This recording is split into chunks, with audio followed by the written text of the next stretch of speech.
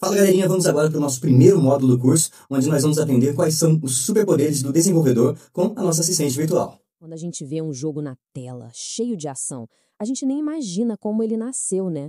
De uma tela completamente em branco para um jogo épico.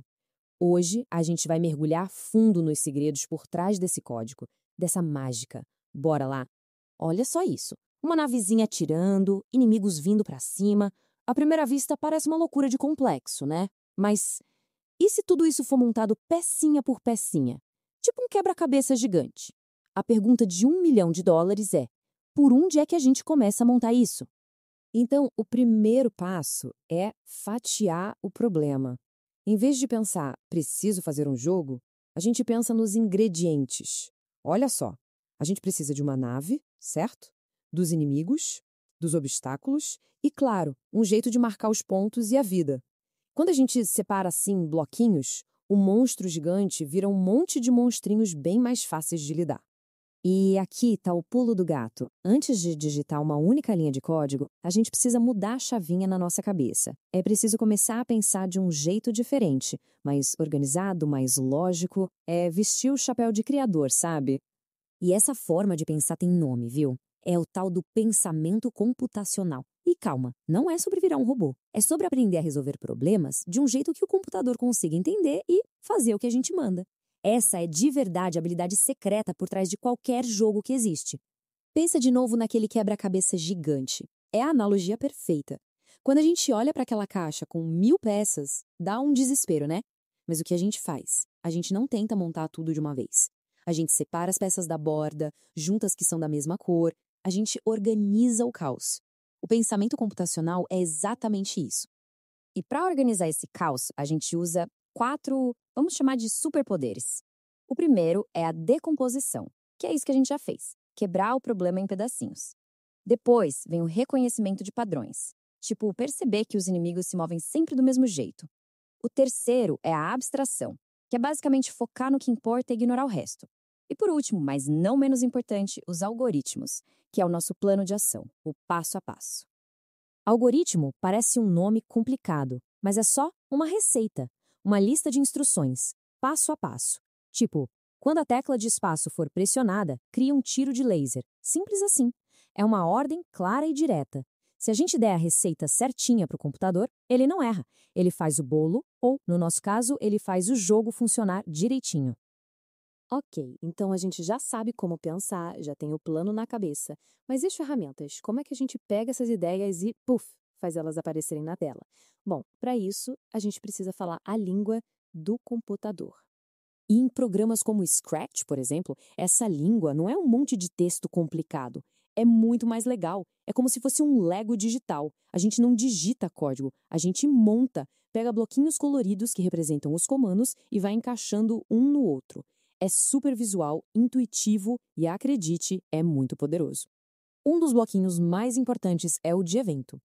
Pensa nele como o gatilho, o botão de start. O jogo fica lá, parado, esperando. Nada acontece até que um evento aconteça. Alguém aperta uma tecla? É um evento. Clica com o mouse? Outro evento. O evento é o que dá o pontapé inicial para toda a ação. Depois a gente tem os loops. Pensa bem, muita coisa num jogo se repete sem parar, né? Os inimigos não podem simplesmente andar um pouquinho e parar. Eles têm que continuar vindo. Para isso que serve o loop. É um comando que diz, faça isso aqui de novo e de novo e de novo para sempre. É o que mantém o jogo vivo e desafiador. E, finalmente, as variáveis. Como é que o jogo lembra quantos pontos alguém tem ou quanta vida ainda resta? Ele usa as variáveis. Imagina que elas são caixinhas, umas caixinhas de memória. Dentro de cada uma, a gente guarda um número que pode mudar. A pontuação sobe, a vida desce. São essas caixinhas que guardam o estado atual do jogo. Beleza, agora vem a parte legal. Vamos juntar tudo isso. Vamos ver na prática como esses conceitos, eventos, loops, variáveis, se encaixam para construir o nosso jogo da nave. É aqui que a teoria vira mágica de verdade.